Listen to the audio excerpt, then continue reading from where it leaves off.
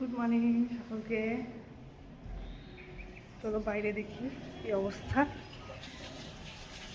ওকে জল আসছে, জল এসছে আজকে। চলো আগে মোটরটা ছেড়েছি, তারপর তোমাদের সঙ্গে কথা বলছি। এই যে আমার কিচেন,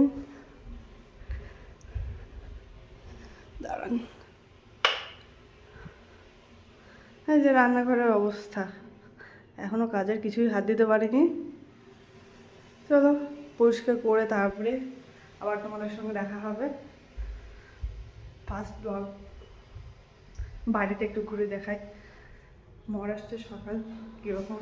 এখানে 7টার দিকে মোটামুটি সকাল হয়, বাট আজকে উঠতে লেট করেছি। কালকে থেকে চেষ্টা করতে হবে সকাল সকাল উঠবো। আর মহারাষ্ট্রে আসা বেশি দিন হয়নি, আসা হলো 1 সপ্তাহ। এখানকার রেগুলার রুটিন ফলো করতে একটু সময় লাগছে। চলো।